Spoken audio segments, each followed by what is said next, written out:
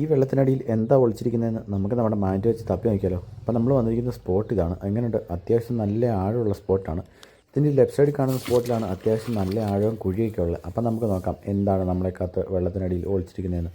അത്യാവശ്യം നല്ല ആഴമുണ്ട്. ഇവിടെ എനിക്ക് തോന്നുന്നു ഒരാൾ മേളിൽ ആഴമുണ്ടെന്ന് തോന്നുന്നു. നമ്മുടെ മാറ്റ് അത്യാവശ്യം നല്ല ദൂരത്തോട്ട് താഴ്ന്നു പോകുന്നുണ്ട്.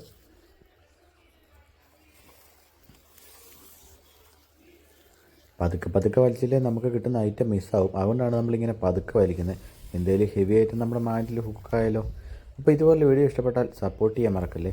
ആദ്യമായിട്ടാണ് കാണുന്നതെങ്കിൽ ചാനലൊന്ന് സബ്സ്ക്രൈബ് ചെയ്യാനും മറക്കല്ലേ. അപ്പോൾ നമ്മുടെ മാറ്റ് എന്താണെങ്കിലും വന്നിട്ടുണ്ട്. എന്തോ ഐറ്റം ഇതിലുണ്ടെന്ന് തോന്നുന്നു. കണ്ടിട്ട് അത്യാവശ്യം നല്ല പഴക്കമുള്ള എന്തോ മെറ്റലാണെന്ന് തോന്നുന്നു. എന്തായിട്ടെന്ന് ഒരു പിടിയില്ല. ഒരു നൈഫിൻ്റെ ഷേപ്പ് ഉണ്ട്. ഇനി പണ്ട് കാലത്തെ വല്ല ആൾക്കാരും ഉപയോഗിച്ചുകൊണ്ടിരുന്ന വല്ല നൈഫിൻ്റെ പീസാണെന്ന് അറിയത്തില്ല.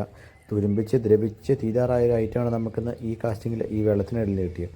അപ്പോൾ ഇതുപോലത്തെ ഐറ്റം ഇനിയും ഉണ്ടെന്ന് തോന്നുന്നതിൻ്റെ ഇടയിൽ നമുക്ക് നോക്കാം എന്താണ് നമ്മളെ കാത്തിനി വെള്ളത്തിനടിയിൽ ഒളിച്ചിരിക്കുന്നതെന്ന്.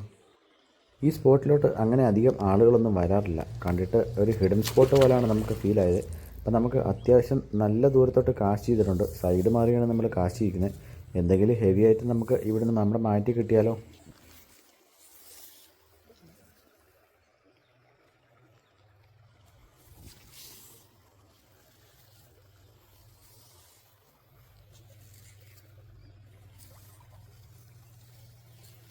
എന്തോ കാര്യമായിട്ട് നമ്മുടെ മാറ്റിലുണ്ടെന്ന് തോന്നുന്നു. അത്യാവശ്യം ചപ്പും കുപ്പയും ഏതാണ്ടൊക്കെ ആയിട്ട് കയറി വരുന്നുണ്ട്. ഐറ്റം എന്താണെന്ന് നമുക്ക് അറിയത്തില്ല. വന്നാലേ അറിയത്തുള്ളൂ.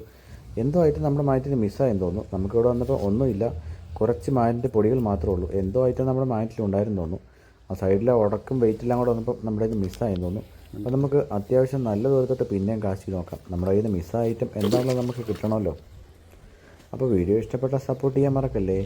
ആദ്യമായിട്ടാണ് കാണുന്നതെങ്കിൽ ചാനൽ സബ്സ്ക്രൈബ് ചെയ്യാനും മറക്കല്ലേ. അപ്പോൾ നിങ്ങളുടെ നാട്ടിലും ഇതുപോലത്തെ ഹിഡൻ സ്പോട്ടുകൾ, അധികം ആളുകളൊന്നും വരാത്ത സ്പോട്ടുകളൊക്കെ ഉണ്ട്, കമൻറ്റ് ചെയ്യാൻ മറക്കല്ലേ. അപ്പോൾ നമ്മൾ ആ സ്പോട്ടിലെല്ലാം പരമാവധി വരാൻ ശ്രമിക്കുന്നതായിരിക്കും. അപ്പം നമുക്ക് നോക്കാം എന്താണ് നമ്മളെക്കകത്ത് വെള്ളത്തിനടിയിൽ ഒളിച്ചിരിക്കുന്നത്.